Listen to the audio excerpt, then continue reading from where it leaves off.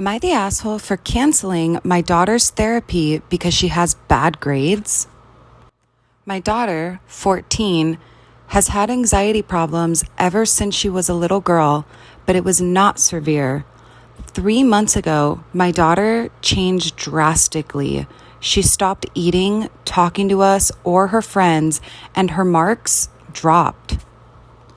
We were really concerned, and her teachers strongly suggested that we take her to therapy, which we did, and she was diagnosed with severe depression and social anxiety, which was expected. The therapy sessions look like they helped her really well. In the first month, she already began making progress and started talking to us and her friends again, and is eating whatever her mother is cooking. We were really happy to see this, and every day she would get better and better. The thing is, her marks did not. They are terrible, and she ended up barely passing the year. This is what infuriated me and made me cancel her therapy sessions. I know to some people it might sound terrible, but I'm paying $120 per session, and seeing no progress in her marks makes me feel like I am seriously wasting my money now that she returned back to normal.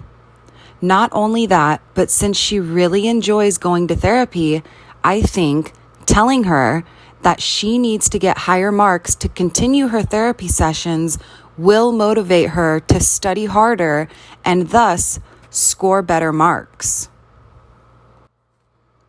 Now, here's my wife disagrees with my logic, and we had a massive argument because of it, which ended up with her saying that she is going to pay from quote unquote her money, which hurt me since I see mine and her money as ours. My daughter is also really upset at me and was begging me to keep her therapy sessions, but I think that I'm going to stick to this plan. I have never struggled with depression or anxiety, and quite honestly, part of me thinks that she might be faking it. So, am I the asshole for canceling my daughter's therapy because she has bad grades? Am I the asshole for refusing to cook for my husband after he threw away all the food I prepared for my family? My husband, 31 male, and I have been married for a few months. It was a long-distance relationship, and he only met my parents and family a handful of times. Usually, when my family visit, I cook their favorite meals for them, and my husband does not like any of those meals and always complains about not finding something to eat, despite me offering to include his favorite meals. He would usually sit with them at the table out of politeness, but only eats appetizers and salads and nothing else.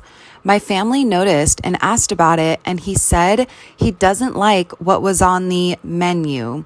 He also complains that I keep leftovers for days later, and I don't cook till leftovers are consumed by me, of course, while he eats fast food. My family planned to visit today. I prepared their favorite meals and all, but they called in the morning and apologized for not being able to come due to family issues, which is fine. Everything cooked was placed in the fridge. I told my husband, and he wasn't thrilled and said, "Great, now who's going to eat all that unwanted food?" He asked when I'm going to cook, and I said till the fridge is empty and there is no leftovers left. He made a face at me and blurted out that he won't eat fast food for the next few days as well. Later, I saw him taking the trash out, which was earlier than usual, but I didn't give it much attention till I went to grab milk from the fridge and saw all the containers that had the meals I cooked earlier empty, completely except for one. I immediately confronted him, and he said the food smelled funny, and there was one container that smelled kind of fine, and so he left it alone and threw everything else away. I blew up on him, calling him nuts and unreasonable to throw away edible food and let it go to waste, just because he wanted me to cook fresh meals that he likes. He argued that I shouldn't be cooking my family their favorite food every time and should just have them eat what we usually eat, and said that he was so tired of eating fast food till I'm ready to cook again. I told him I won't be cooking again after this stunt and that he needed to deal with it after throwing away money and energy I spent on the food that he threw away. He said I can't blame him because my family chose to not come and that they were the ones who wasted my efforts. I refused to argue further after I said he could have told me so I could send the food to my family instead of throwing it away. He apologized, but only for not asking me first, but he still says I went overboard by saying I won't cook for him ever again. He just left to meet his friends to vent, and I'm still upset over what we both said to each other during the fight. Edit to add. Okay, I feel that I should add that the food I cook is Asian. My family are from Asia originally, while my husband is American. So, am I the asshole for refusing to cook for my husband after he threw away all the food I prepared for my family? Am I the asshole for being annoyed when my nephew always orders the most expensive food item on the menu? Whenever we go out to a family dinner, I always insist on paying, especially when it's with my father and mother-in-law. My sister-in-law's son, 11, always sees this as a chance to order the most expensive menu options.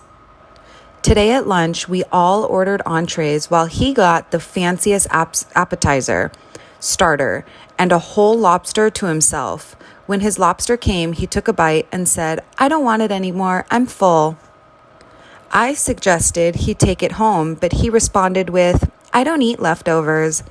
I tried to hide my annoyance, but this continually happens every time we get together. I am getting so sick of it, especially when my own meal costs $20 and his ends up being $120 plus each time. He will always get the most expensive filet mignon steak or seafood and never finish it. Am I the asshole for telling my wife to talk to her nephew to limit his ordering when we go out to dinner? Edit, I'm Asian, and so are everyone on my wife's side of the family. In my culture, I must insist on paying, especially when my father and mother-in-law are attending, or else I lose faith. Am I the asshole for publicly calling out the school nurse? I, 34 male, my daughter with type 1 diabetes, 11 female. My daughter has type 1 diabetes and has been diagnosed since she was 5. For the most part, she handles it like a champ, but she is still a kid. Sometimes it sucks. I don't blame her when she's upset about it. She has gotten very good at managing how she's feeling and speaking up when she feels off or wrong. With that said, she's 11, and the nurse and 2 of her block teachers are meant to supervise when she gives herself medication. We have a 504 plan in place at her school and have had it in place since diagnosis. I have conferences with teachers every year, and since she started at the middle school this year, her new nurse and administrative staff, I let my daughter speak her piece and let her feel heard. She's struggled with non-school extracurricular before ignoring her concerns when she says she doesn't feel good because she, quote unquote, looks fine. This school year started the end of August and we met a week prior.